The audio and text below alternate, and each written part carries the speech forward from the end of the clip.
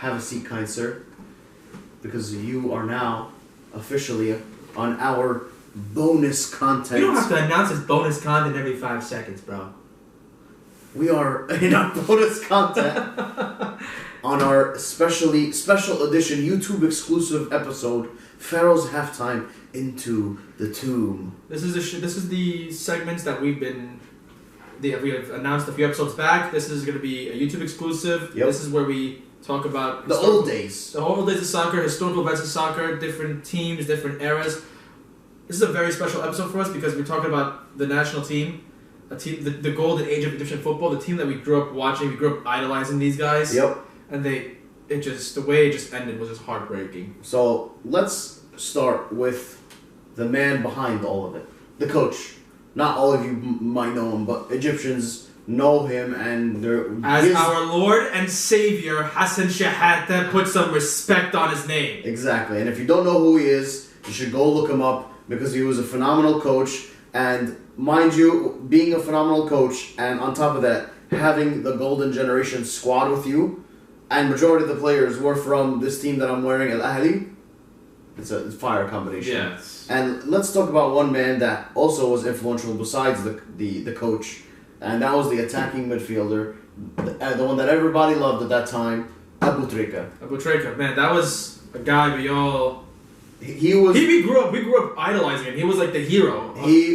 I was watching him so much, and I used to love him so much that my soccer jersey when I played soccer became number 22 because of him. Yeah. Because he would play with number 22 on Al Ahly, and he played with number 22 on Egypt, and he was so like good. He was not obviously he was a phenomenal player, but there's this one specific moment in time when we won the 2006 African Cup of Nations when he was stepping up to the penalty spot because we were versing Ivory Coast in the final. Yeah. And he was the last penalty kick taker, but he was just so focused on the game that he didn't even know that he was the final kick taker and that this penalty decided if we were going to win the African Cup of Nations or not. Yeah. With a stadium packed of over 80,000, he took the penalty and buried it and was just walking back to the halfway line not knowing that he just won the African Cup of Nations. Meanwhile, everybody's jetting and running towards him, and he goes, "We just won?" I didn't know. If you could put up a picture right here of his reaction, I might find a picture of that. There, you will, because it was such an awesome moment. It was an awesome moment. I remember that game. I remember the best part of that game was with that spat between Mido and Hassan Shahad. That was the last we saw of that prick in that team.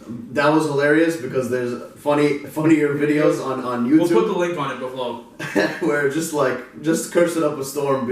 Obviously, I'm sure there was some cursing in real life. There was. But Mido, man, he was also like if he would have kept his head down and played for the badge and for the nation, it could have been something great. He could have been something great, and he did have his fair share of good moments. But he just let his ego get in the way. Yeah, that's gonna be a common theme with these Egyptian players that would like go on to bigger clubs and everything. Exactly, they just let their egos get in the bigger way. But I do want to mention that Abu Trika was so coveted. Yeah, this is the only player to turn down Fergie and Wenger. Yep, they both wanted him at one point. He's like, "Nah, I'm playing for Egypt." What in my eyes.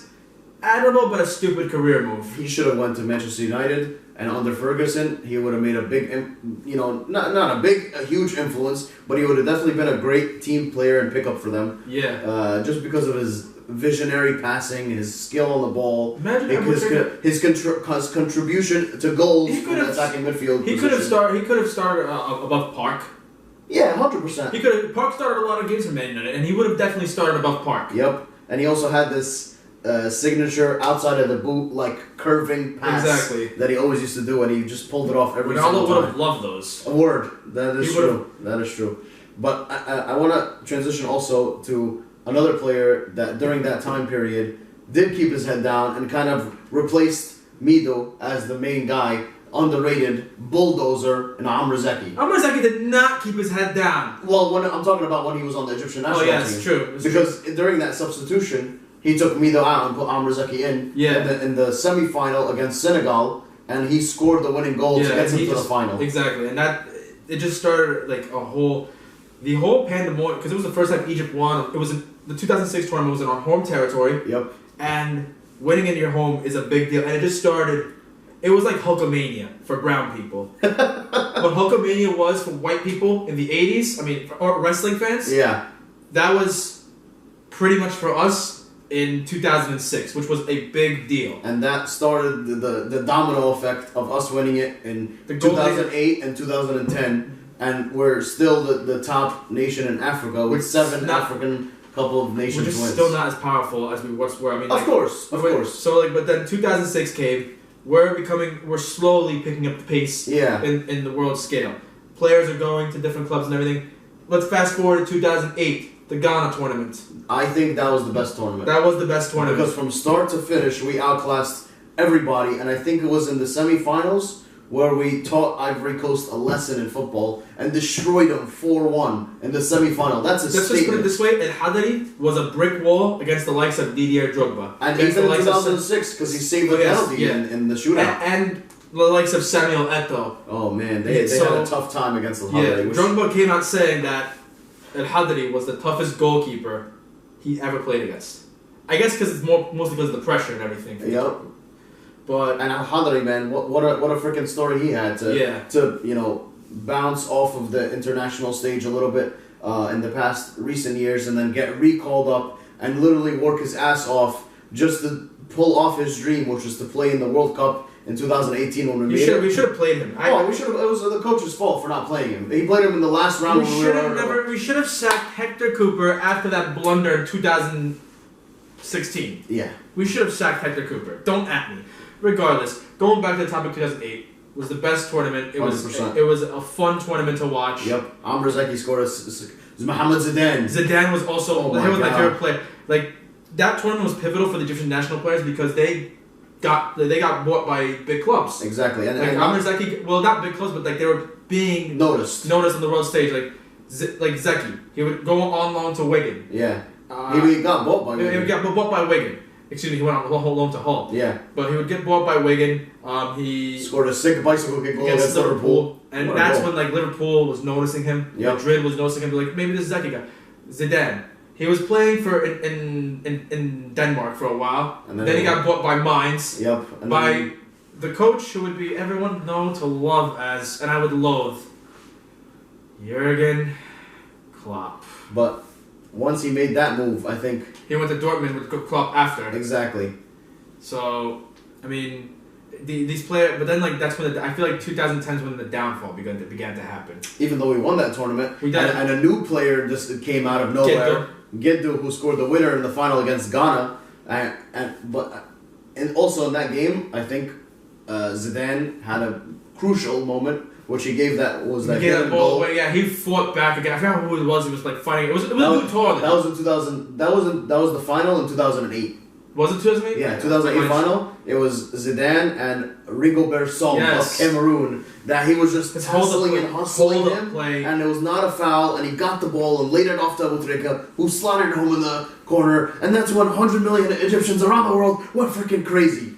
What a goal! It was a goal. 2010 though, I feel like. I think that was a better tournament than 2006. I think 2006 we got lucky. We got lucky 2006, but 2010, here's my thing about 2010. 2010 was more of like a consolation prize after we got robbed by Algeria and the refs in Sudan. That was in 2009 when we were fighting for a place in the 2010 World Cup. We got fouled so many times, and because you know why? The refs were a certain nationality that hated Egypt. I'm not going to go into it, but we all know. Do some research, folks. That was 10 years ago. Can you believe that? Yeah, bro. But yeah, we definitely got robbed. Ahmed Hassan got robbed. So if you got fouled so many times that game, not even a red card. Not even a yellow. Yeah, not even a foul, dude. And then like they sent Algerian prisoners to the stadium. To like attack Egyptian fans. It's crazy. Yeah, it was crazy. It almost pretty much Egypt and Algeria almost went to war over this. Yeah, which. And that was, fast forward to 2010 when Algeria made it to the World Cup. They got knocked out by the bad boys of America and the freaking group stage. Thank you, Clint Dempsey. And no, thank you, Landon Donovan. It was Donovan. It was Donovan, yeah. Yes. It was Donovan. No, Clint Dempsey scored that game too. I think it was Dempsey who scored the equalizer. No, it was 1-0. I'm pretty sure it was 1-0 and Donovan scored the winner. We'll look it up later. Yeah, folks, comment down below. But dude. That game, I feel like that, like, so after we lost that qualifier, the tournament itself, we beat Algeria with such ease. It was like almost like that was 2010 when we beat them like 4-0. It's like what the hell? Like, why couldn't we do that a year ago? Yeah, like, why is this like? Yeah, part of it was we were getting revenge. We were getting revenge, but like, at the end, it just began a downhill spiral for us. The revolution happened. Yep. The players picked sides. Yep. Players like Amrzeki started acting like a bad boy, and they just started, like their careers went to shit. Yeah. Couldn't get off the bench at Hull.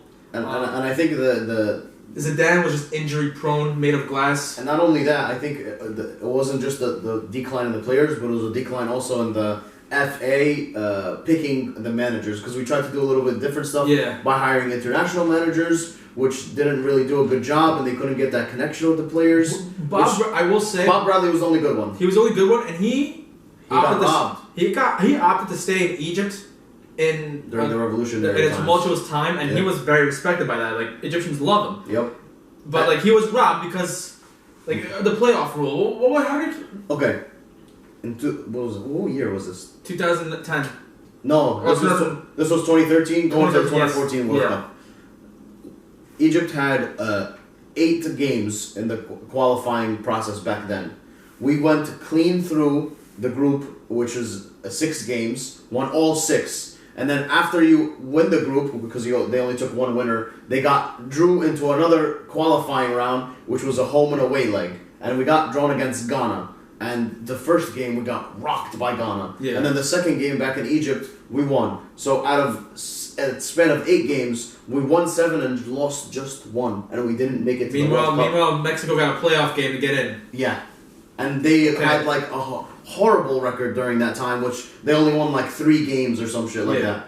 Which now it's been a little bit better, and now they're expanding the World Cup. So I think Egypt nowadays are going to get into the World Cup easier, and especially that where I was saying that they kind of stopped hiring those international managers, and now they have Hassan al-Badri as their coach, which was coach of Ahli. He was assistant coach to Manuel Jose back in the day when he was coach of Ahli. So I think now it took us almost a decade, but I think we're going to start seeing the best out of the Egyptian players, and hopefully they can just keep their heads down. Yeah, Trezeguet has to keep his head down. Although weight on his shoulders. I'm not worried about Ahmed Higazi though. He's been solid. Yeah. And I think some local players in the Egyptian Premier League are going to step up that we don't know about. Yeah. So it's going to be interesting. I think we have 1 decade of good, 1 decade of bad. This is true. It's Egyptian timing, people. Exactly. What can we say? It's in our blood. All I'm saying, I'm going to wear the 2022. With that being said, thank you for tuning in. Have a good night.